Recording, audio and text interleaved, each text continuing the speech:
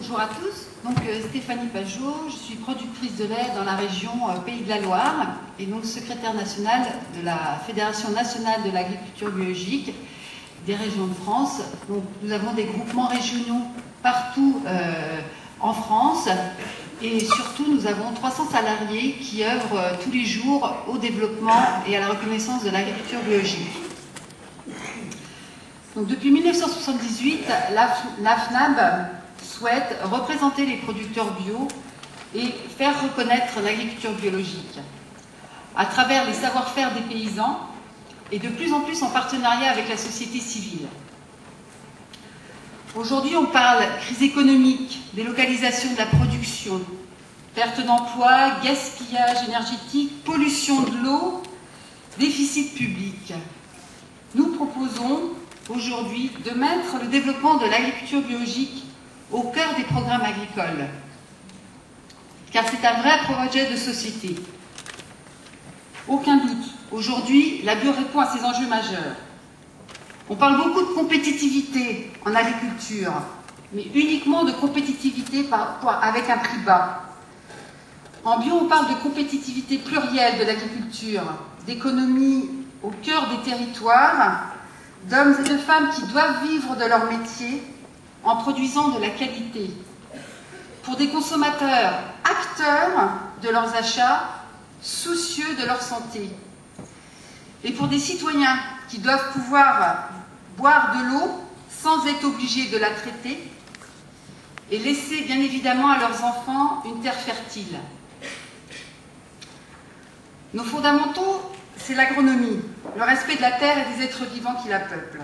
Je ne vais pas vous faire un cours d'agronomie aujourd'hui, mais aujourd'hui, en agriculture, on cherche à artificialiser, modeler, détruire le milieu pour le rendre plus méprisable, pour des profits à court terme, très court terme, et avec des effets irréversibles sur le long terme.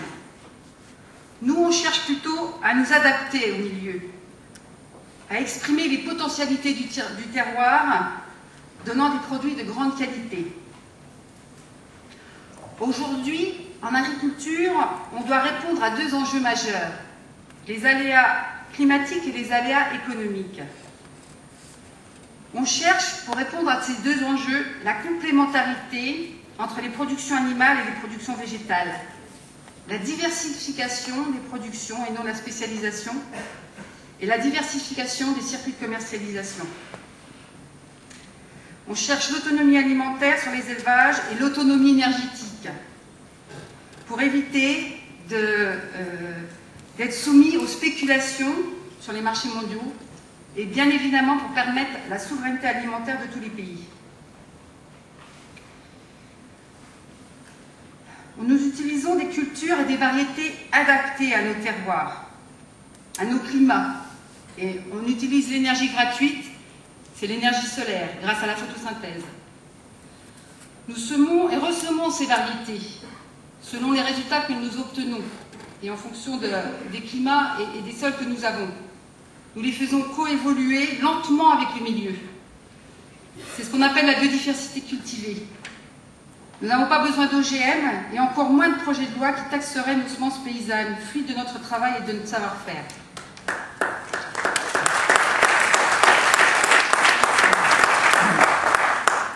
Aujourd'hui, en agriculture biologique, on a besoin de plus de main-d'œuvre, 30%. Ce n'est pas un atout, ce n'est pas une contrainte, pardon, mais bien un atout pour l'économie locale. Cette main-d'œuvre est non délocalisable, elle vivra et consommera sur le territoire.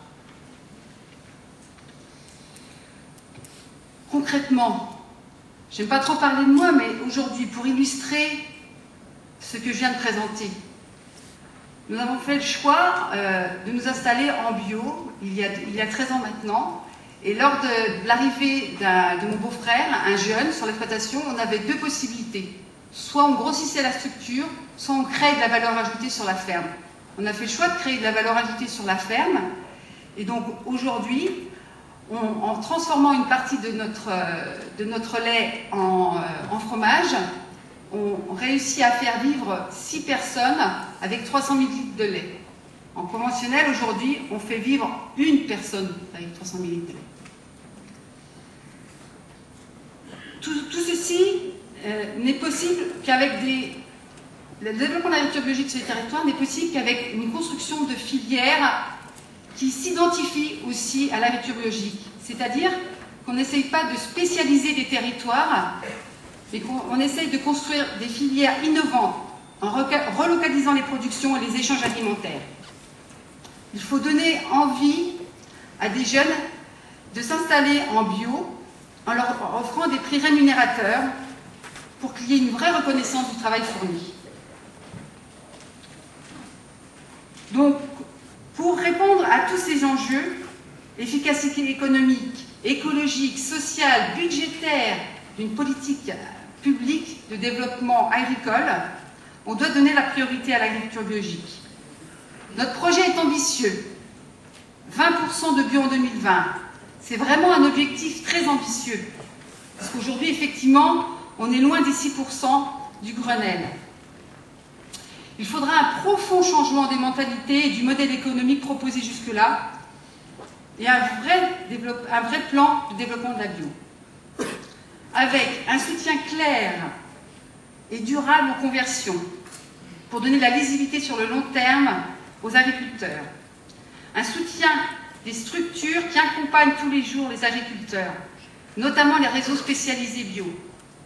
Parce qu'il faut un accompagnement expert des nouveaux arrivants pour changer de système, de façon de faire. Il faut des diagnostics globaux de conversion, il faut des groupes d'échange pour s'inspirer d'expériences concrètes entre nous. Il faut aussi continuer à avoir un accompagnement plus ciblé et plus poussé pour les plus anciens bio, dont je me considère faire partie. On recherche toujours à optimiser notre production, nos rendements, sans aucun artifice, en valorisant l'existant. Je le répète, le sol, la plante, les micro-organismes, la biodiversité. On n'a pas besoin de recettes toutes prêtes, uniques, mais bien de propositions adaptées à notre terroir et à nos objectifs personnels. Il faudra changer les mentalités dans les centres de formation et les écoles. Ce matin, il y avait l'intervention de Philippe Fleury de l'ISARA qui évoquait le fait que dans les écoles d'ingénieurs, c'est tout juste s'ils connaissent l'agriculture biologique. Je peux en témoigner, je sors d'une école d'ingénieurs où on ne m'a pratiquement jamais parlé d'agriculture biologique et on reçoit sur notre ferme des élèves ingénieurs qui sortent en 5e année en sachant tout juste ce que c'est. Pour des gens qui vont intervenir dans le milieu agricole aujourd'hui et qui vont participer au développement demain, je trouve ça inadmissible aujourd'hui. L'objectif dans ces centres de formation et ces écoles, c'est bien d'apprendre aux jeunes à gérer un système agricole complexe, basé sur l'agronomie, où les objectifs sont clairs, c'est créer de la valeur ajoutée sur les fermes, avec des produits de qualité pour des consommations locales. Et non une course effrénée à l'agrandissement, aux primes, aux gros tracteurs ou à la grosse récolte. Il faut aussi investir réellement dans la recherche et l'innovation, comme le dit très clairement le commissaire européen Dacian Ciolos. Il faut qu'on arrive à comprendre pourquoi il y a les maladies, les ravageurs, quels sont les moyens préventifs d'éviter leur développement. Il faut coexister et non éradiquer systématiquement.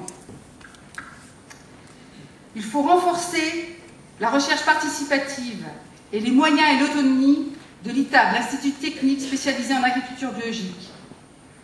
Un objectif ambitieux de recherche avec un investissement massif de 50% permettrait réellement de mettre l'agriculture biologique au cœur du développement agricole.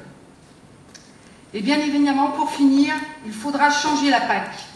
Changer cette politique pour une agriculture plus équitable, plus autonome de façon énergétique, plus autonome en protéines, avec une vraie reconnaissance de ceux qui protègent l'environnement aujourd'hui et qui favorisent davantage les emplois créés que la taille des fermes.